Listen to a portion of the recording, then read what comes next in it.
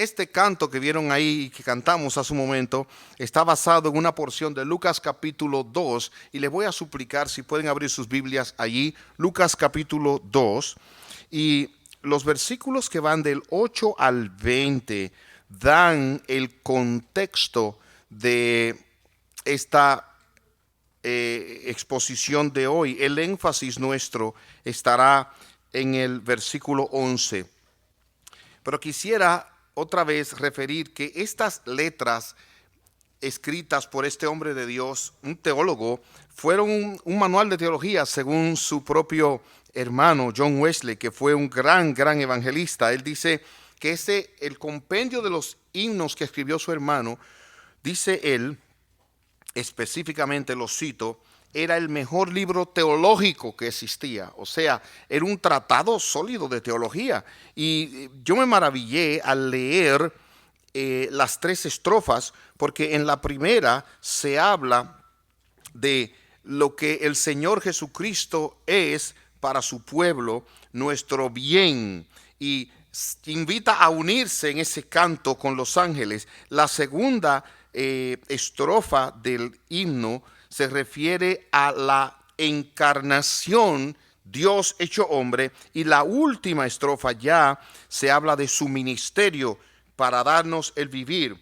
Él vino a la cruz a morir. Muy precioso himno. Pero vamos a leer Lucas capítulo 2, los versículos que van del 8 al 20, aunque les repito, el versículo 11 será nuestro centro. Voy a leerlo para dar contexto a lo que vamos a hablar. Dice aquí: esa noche había unos pastores en los campos cercanos que estaban cuidando sus rebaños de ovejas. De repente apareció entre ellos un ángel del Señor, y el resplandor de la gloria del Señor los rodeó. Los pastores estaban aterrados, pero el ángel los tranquilizó. No tengan miedo, dijo. Les traigo buenas noticias que darán gran alegría a toda la gente. El Salvador, sí, el Mesías, el Señor, ha nacido hoy en Belén, la ciudad de David. Y los reconocerán por la siguiente señal: encontrarán a un niño envuelto en tiras de tela, acostado en un pesebre.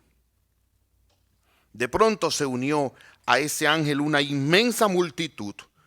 Los ejércitos celestiales que alababan a Dios decían: gloria a Dios en el cielo más alto y paz en la tierra para aquellos en quienes Dios se complace. Ese es el texto en el cual se basa el himno específicamente. Cuando los ángeles regresaron al cielo, los pastores se dijeron unos a otros: vayamos a Belén, veamos esto que ha sucedido y que el Señor nos anunció. Fueron deprisa a la aldea y encontraron a María y a José. Y allí estaba el niño acostado en el pesebre. Después de verlo, los pastores contaron a todos lo que había sucedido y lo que el ángel les había dicho acerca del niño. Todos los que escucharon el relato de los pastores quedaron asombrados.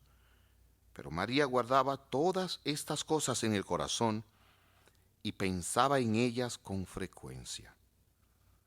Los pastores regresaron a sus rebaños, glorificando y alabando a Dios por lo que habían visto y oído. Todo sucedió tal como el ángel les había dicho. Vamos a orar. Padre nuestro, muchas gracias te damos por esta palabra y por la historia detrás de estas melodías que escuchamos en esta temporada del año. Ayuda a tu siervo en su inmensa debilidad y necesidad hoy, para que proclame tu palabra con verdad, urgencia y con unción, y que cada uno la pueda escuchar con la debida atención y recibir el mensaje que cada uno tú tienes aquí para cada uno. Para eso lo has traído. Te suplicamos tu ayuda y tu presencia en el nombre de Jesús. Amén. El versículo 11 dice: el Salvador, el Mesías, el Señor, ha nacido hoy en Belén, la ciudad de David. Y ese es el centro. Pero quiero llamar la atención a que este pasaje refiere un gran estruendo nunca antes en la historia se había visto algo como esto.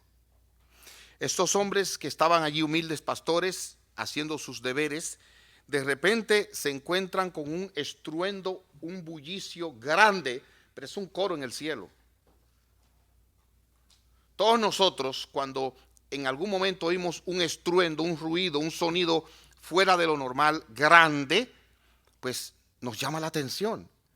Y aquí dice la Biblia, en el pasaje que nosotros estamos leyendo, que se unió a ese ángel una inmensa multitud. Y más claro dice, los ejércitos celestiales. O sea, lo que aquí se oyó fue un estruendo, un coro impresionante que llenó todo el universo, donde había una gran multitud y los ejércitos celestiales estaban cantando.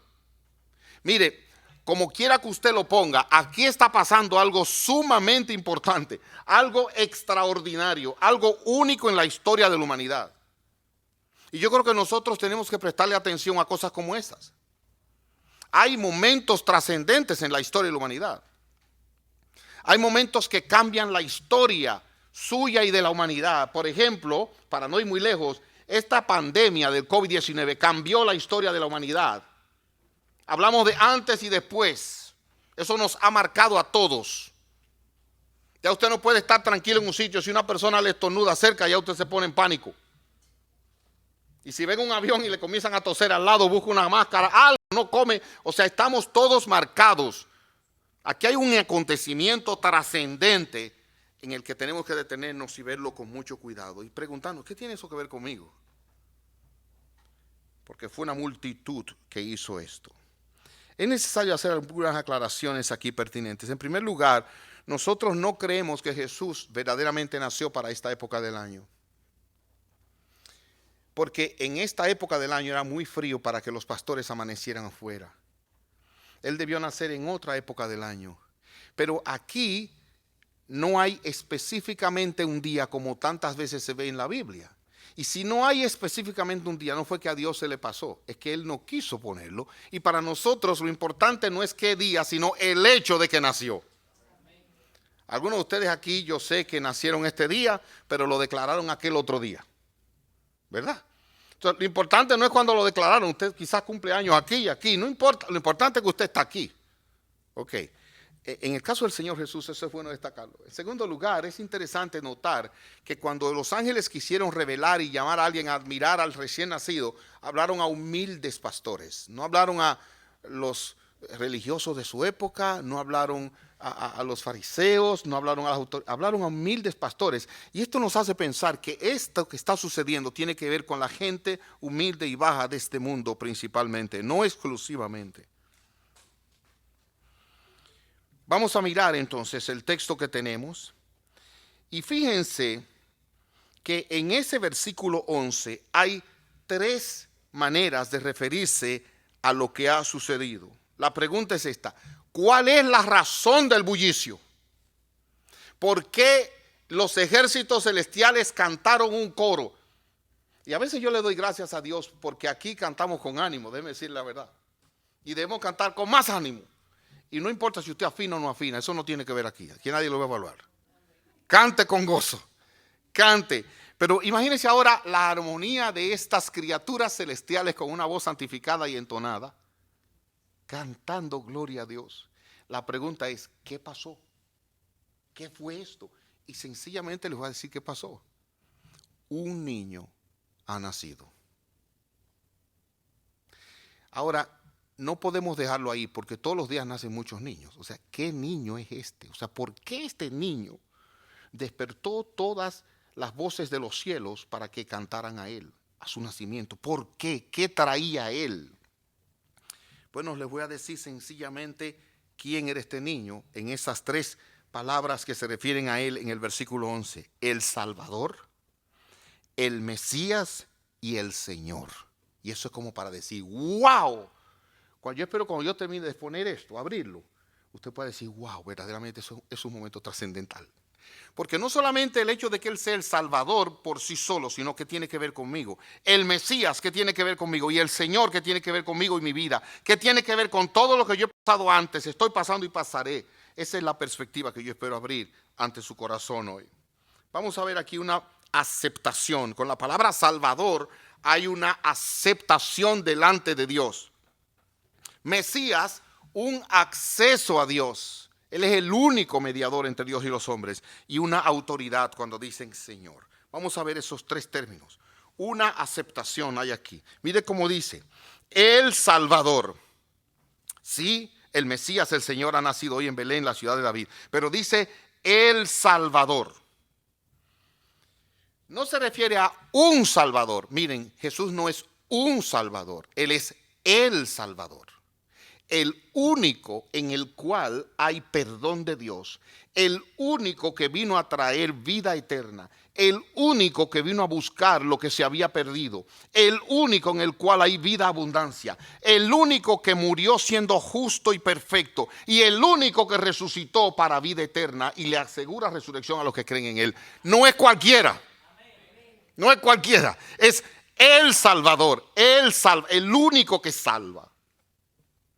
Ahora bien, cuando el ángel fue a anunciarle a María sobre el niño, dice la palabra de Dios en Mateo capítulo 1, versículo 20, mientras consideraba esa posibilidad, porque el ángel le dijo a José, no dejes a María, él la iba a dejar en secreto, un hombre muy sensible, ejemplar. Pero dice, un ángel del Señor se le apareció en sueño y dijo, José, hijo de David, le dijo el ángel, no tengas miedo de recibir a María por esposa, porque el niño que lleva dentro de ella fue concebido por el Espíritu Santo. En otras palabras, este niño no es solo un hombre, ser humano, sino que la concepción vino de parte de Dios, y eso es algo misterioso. Cómo el Dios infinito se metió en el vientre de una mujer, yo no lo puedo saber, nadie lo sabe, pero la palabra de Dios lo afirma. Ese ser ahora es Dios y es hombre, por eso puede ser Salvador. Ahora miren esto. Versículo 21. Y tendrá un hijo y lo llamarás Jesús, porque él salvará a su pueblo de sus pecados. La palabra Jesús significa eso, Salvador. Jesucristo significa el Salvador ungido o el Salvador Mesías, como veremos en breve. De manera que desde que él nació ya venía anunciado que él salvaría, que él es el Salvador. Ahora quiero que vean lo siguiente. ¿Salvador de qué? Ok, él es el salvador de qué. Hay personas que van manejando de repente y sobre todo aquí va en su vehículo todo y de repente viene un accidente y dice, wow, me salvé en un pelito. ¿De qué? De un choque. Pero la cosa sería bueno saber, ¿salvador de qué? Y les voy a decir la verdad, hermanos. Jesús no viene a salvar de la crisis financiera. Jesús no viene a salvar los matrimonios. Él no viene a salvar a los que están enfermos.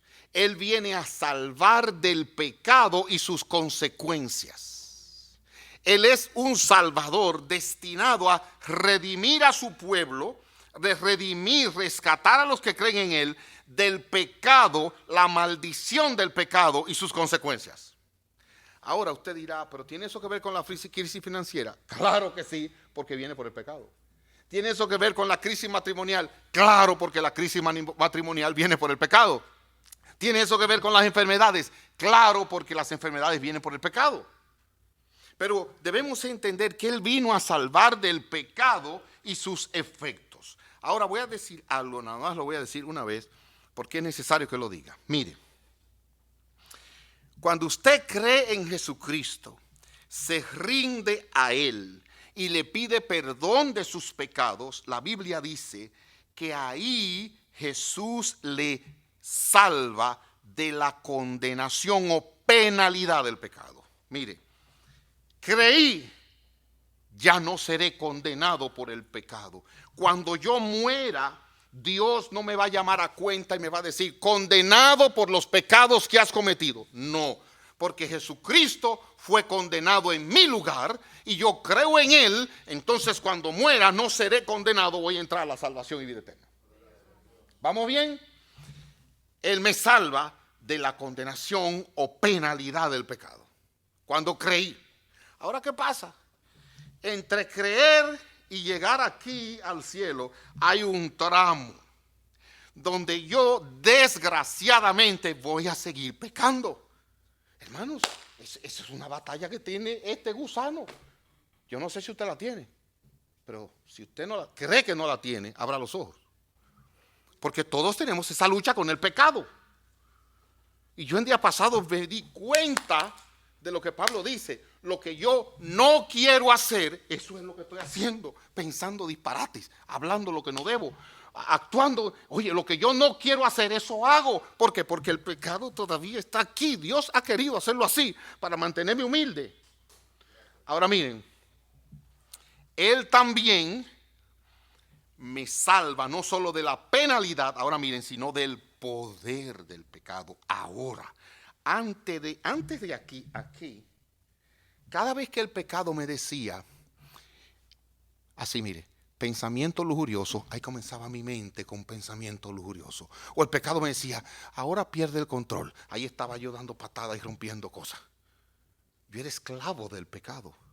Ahora, después que Cristo está en mí y Él me ha salvado de la penalidad del pecado, me salva del poder. Entonces, cuando el pecado viene y me dice, pensamiento lujurioso, digo, te equivocaste.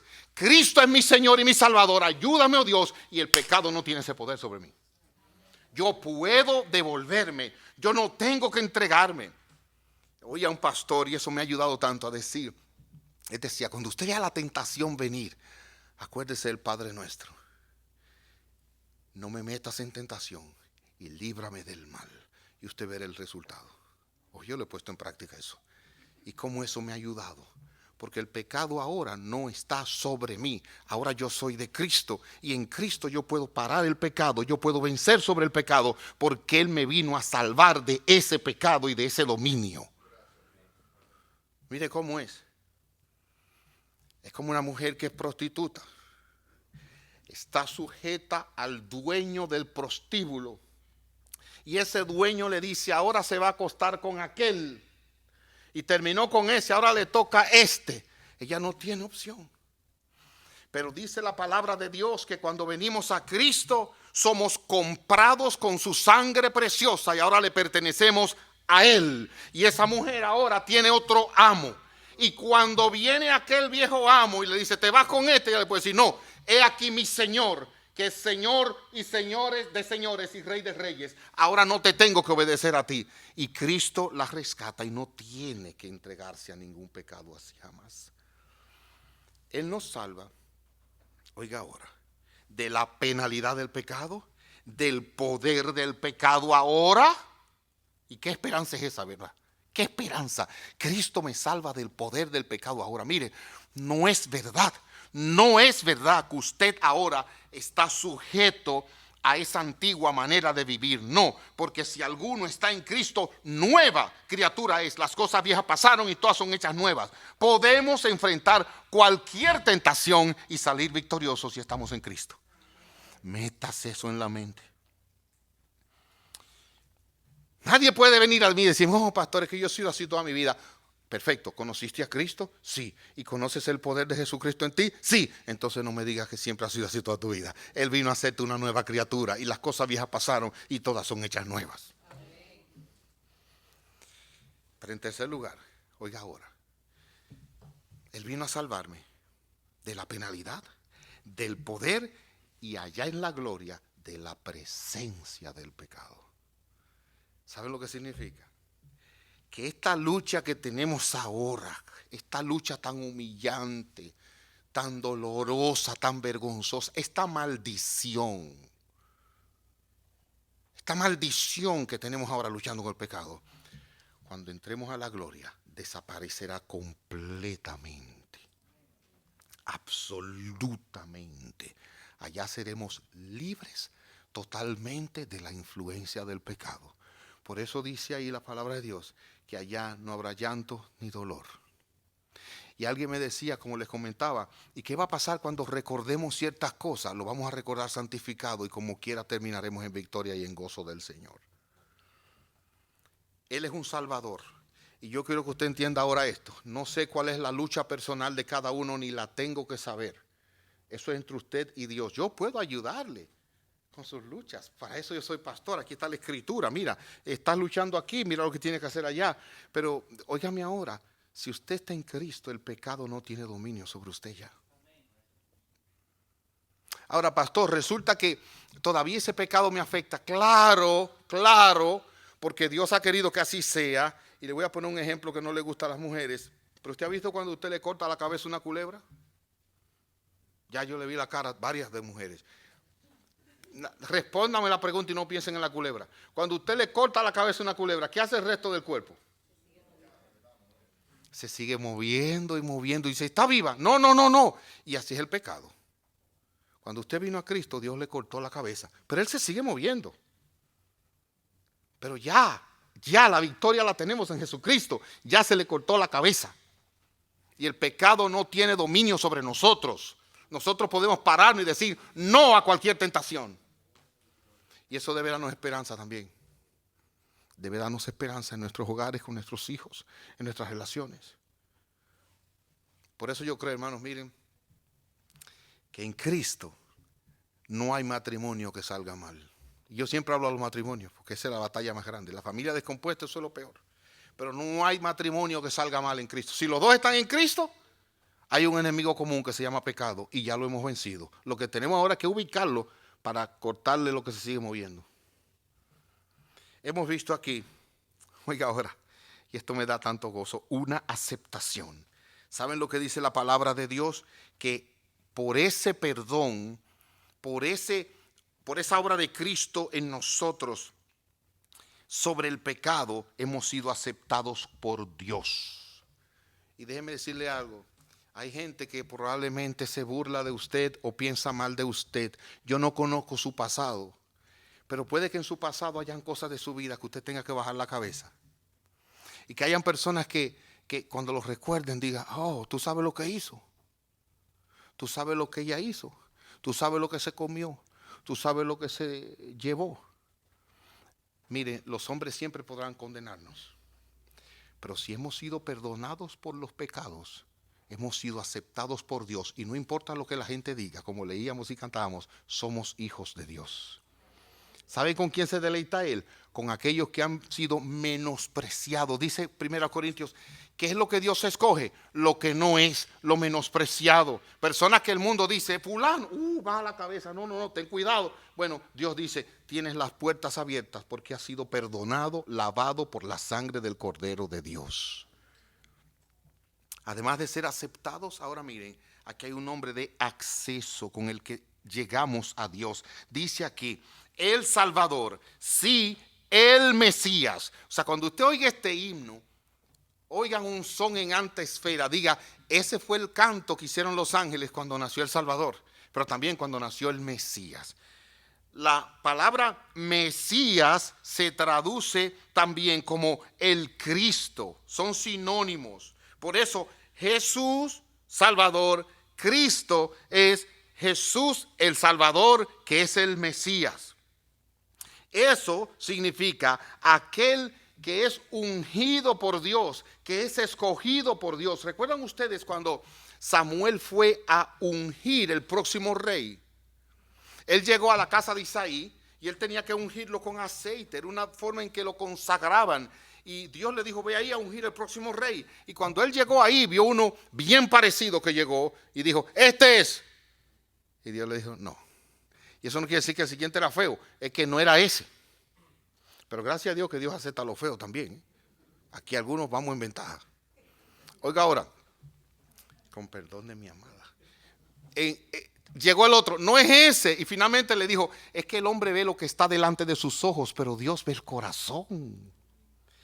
Antes de ungir, había que saber quién era. Y mire, todo el Antiguo Testamento es esperando un Mesías. Por eso los judíos ortodoxos están todavía esperando al Mesías, porque ellos esperan un Mesías que venga a restaurar políticamente, no aquel que vino naciendo en un pesebre, hijo de un carpintero, de una mujer pobre, que vivió en humildad, pero que dijo, mi reino no es de este mundo. Ellos no esperan ese Mesías.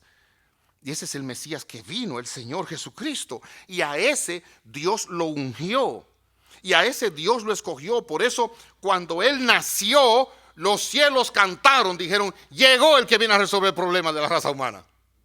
Llegó el que viene a sacar a los hombres de ese tormento que vive en el pecado. Llegó el Mesías, el ungido, escogido de Dios. Y oigan ahora, se ungía a los reyes. Él es rey. Y Él es rey de reyes. Por eso a mí me fascina cuando alguien decía, y me gusta decir, Jesús es mi rey. Y a exaltarlo como rey. Y les voy a pedir un permiso a aquellos que son fanáticos de la nobleza, la realeza y todo terminado en esa allá en Inglaterra. ¿Usted ha visto cuál es la fascinación con esa gente en las noticias? Le nació un niño, el niño de la nobleza. Todo el mundo va a ver el niño de la nobleza. Ese niño es igualito a todos los que están aquí. Nació con un ombligo idéntico que todos los que estamos aquí. Pero porque es de la realeza llama la atención. Entonces a veces esa relación con la realeza llama nuestra atención. Los reyes. Bueno, mire, aquí hay un rey que es rey de reyes y señor de señores, que cuando llegó a este mundo, no fue en Londres, fue en los cielos que salió un ejército a cantar, porque el rey había llegado. Y saben qué bueno y qué humilde es ese rey, que él dice, yo estaré en medio de ellos. Y él está aquí. Y más aún él dice, yo estaré contigo todos los días hasta el fin del mundo. Es un rey precioso. El Cristo significa el rey. Además de esto, Él es el Hijo de Dios, el único con H mayúscula. Él es el rey y Él es aquel engendrado por el Padre. Por eso cuando Él se bautizó, el Padre decía, este es mi Hijo amado en el cual tengo complacencia. Él fue el único engendrado. Él es Dios hecho hombre, pero es puesto como el Hijo de Dios. Recuerden, el Espíritu Santo junto con María en el vientre de María. ¿Qué ha pasado aquí? Bueno, ha nacido el Salvador. El que viene a resolver el trauma del problema humano con el pecado, pero también el ungido de Dios para eso, que es el Mesías. Y finalmente nosotros tenemos aquí una autoridad. Tenemos una aceptación, un acceso, porque este ungido es el único mediador entre Dios y los hombres. Y nunca nos engañemos. Él es el único en el cual podemos orar. ¿Saben por qué nosotros oramos y decimos en el nombre de Jesús, amén? Porque estamos diciendo, nuestra oración es con el permiso de Él. Nuestra oración es según la palabra de Él. Nuestra oración es como si fuera Él. Por lo tanto, en el nombre de Él oramos. Él es el único ungido, el único mediador, el único en el cual los hombres tienen salvación y esperanza, el único delante del cual se doblará toda rodilla, el único a través de Dios, de quien el Dios, el Padre, creó el universo y todo lo que hay, el único que es la misma esencia de Dios, Dios entre nosotros. No hay otro como Jesucristo. Él es el Mesías, Él es el único Salvador. Y finalmente aquí hay una autoridad. El Salvador, sí, el Mesías y el Señor. Ha nacido hoy en Belén, la ciudad de David. Es interesante que dice el Señor, hecho Señor por Dios. Dice Hechos 2:36. Sepa pues con certeza toda la casa de Israel que Dios le ha hecho a Él Señor y Cristo, a este Jesús a quien vosotros crucificasteis. Dios dice, Él es el Señor, y la palabra es aquel que tiene autoridad, aquel que es Dios. Por eso le cuestionaron cuando Él perdonaba pecado. Él es el Señor que tiene autoridad, y lo que Él dice con autoridad se cumple. Tiene poder, tiene autoridad. Como Él le dijo, toda autoridad, le dijo a su discípulo, toda autoridad me ha sido dada en los cielos y en la tierra. Óigame bien, ¿quién es el jefe en los cielos y en la tierra? Jesucristo. Él es el Salvador. Él es el ungido, pero también Él es el Señor, el que manda. Él es el jefe, el Señor Jesús. Por eso, cuando este niño nace, el ejército celestial, yo me imagino que tenían un tiempo ensayando, se vistieron con sus ropas de canto y todos cantaron, gloria a Dios, porque ha nacido este que es el Salvador, el Mesías y el Señor, el jefe de todo lo que hay. ¡Wow!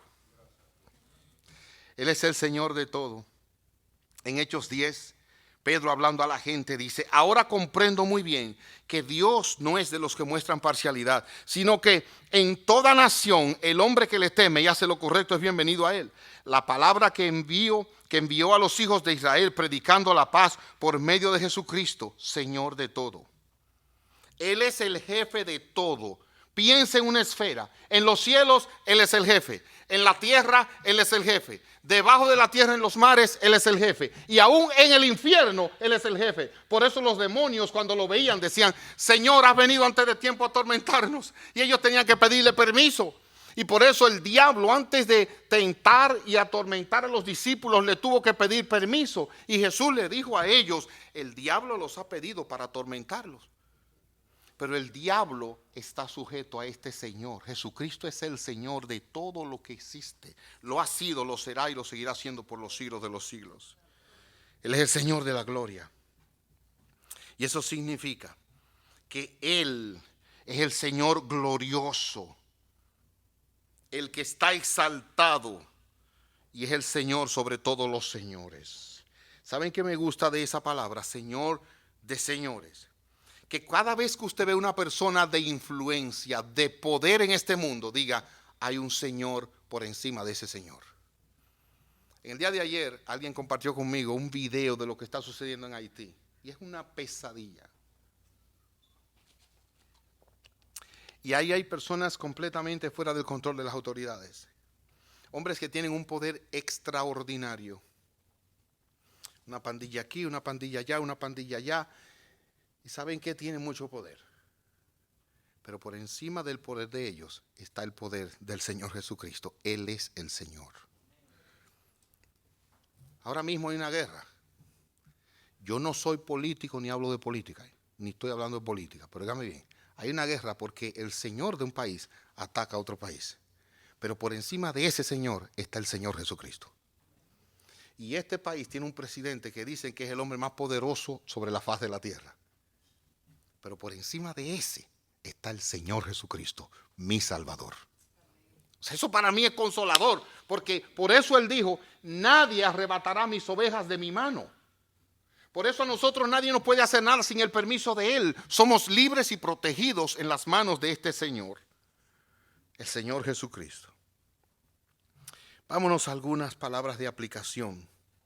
En primer lugar, si Jesucristo es tu Salvador, porque Él te ha salvado de tus pecados, óyeme, Él te ha perdonado todos tus pecados cuando murió en la cruz en tu lugar. Él ahora te está librando de tu pecado y mañana te va a librar completamente del pecado. Si el Señor Jesucristo es tu Salvador, yo te pregunto, ¿qué significa que Él es el Señor de tu vida? Yo voy a decirlo con una forma que parece cómica, pero real.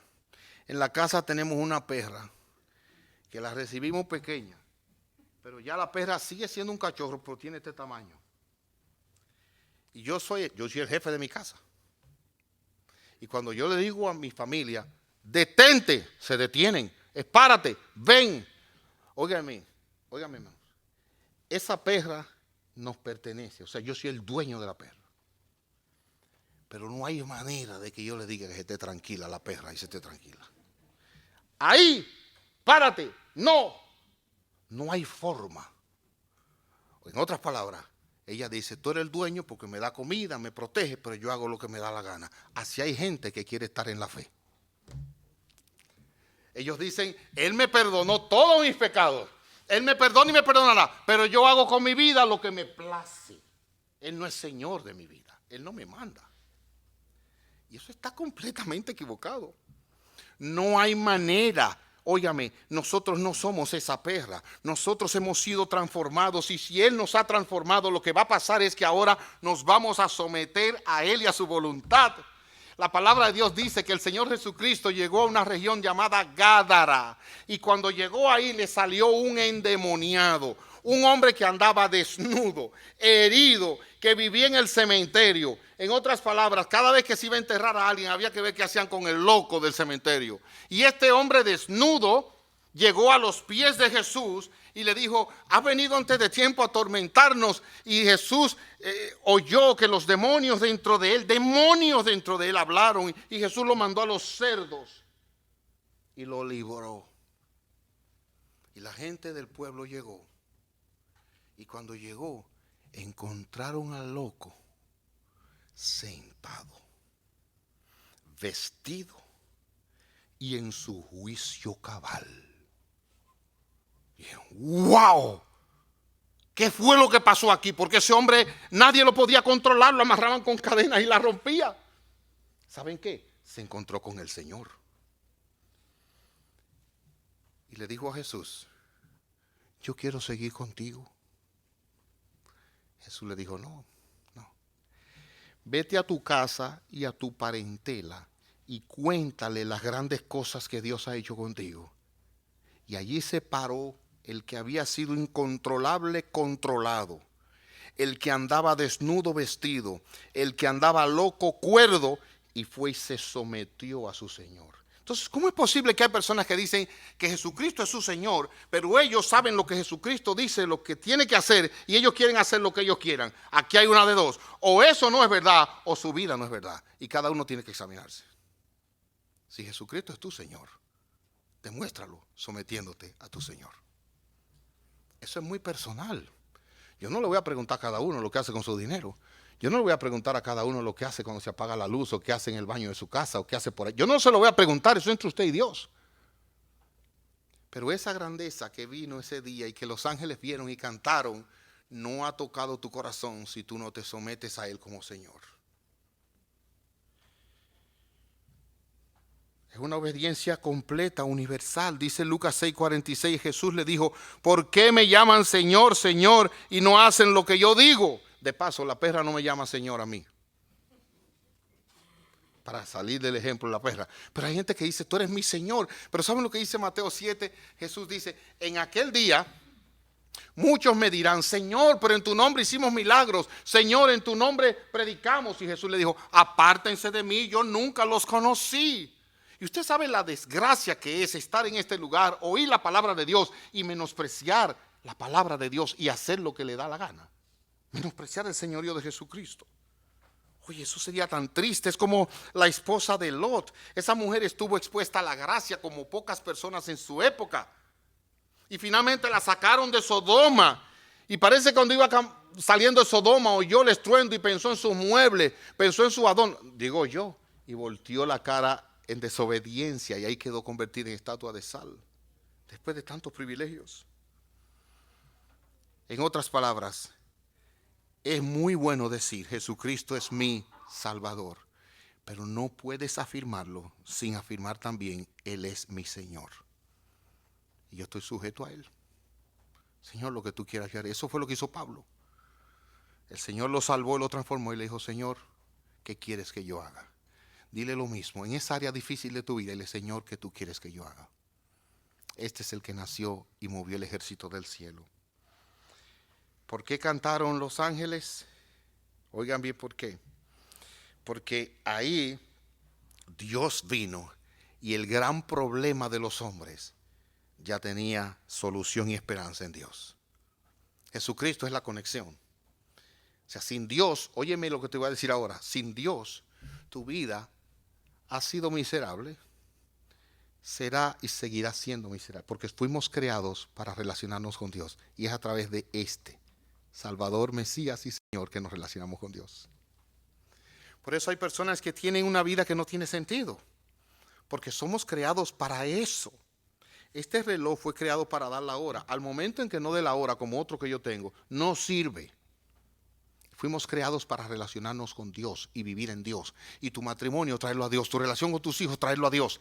¿Y qué dice la Escritura? Ya no vivo yo, mas vive Cristo en mí. Lo que ahora hago en la carne, oiga, lo hago ahora en el Hijo de Dios. No vivo yo. Yo no vivo para agradarme, yo vivo para agradarle a Él. Y al agradarle a Él, seré complacido, seré bendecido y mi familia también.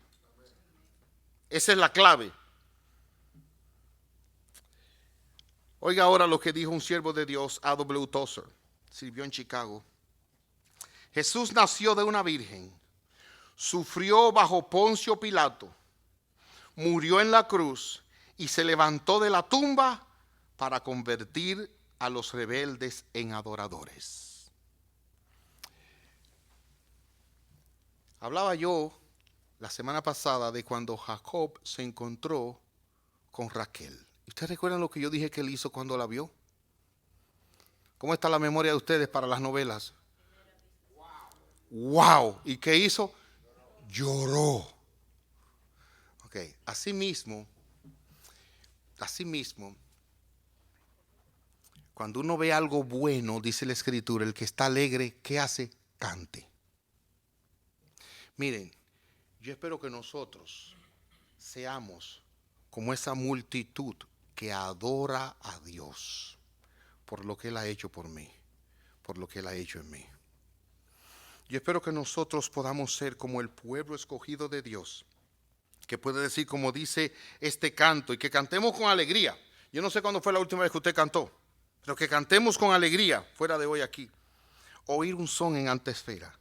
En los cielos, gloria a Dios. Al mortal, paz en la tierra. Tengo paz con Dios, tengo paz con los hombres, tengo paz conmigo mismo, porque Cristo es mi Salvador. Él es el único mediador que me lleva a Dios y Él es mi Señor. Tengo paz.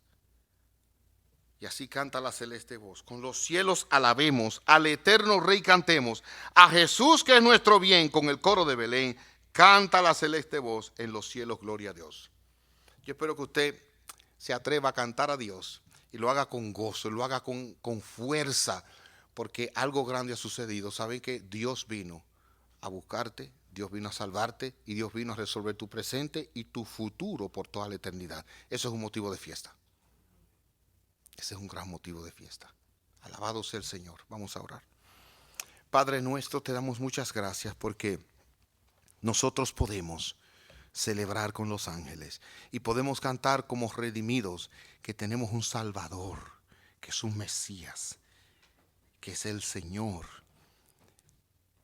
y yo puedo hallar en Él aceptación en ti. Para conmigo los otros tengo paz.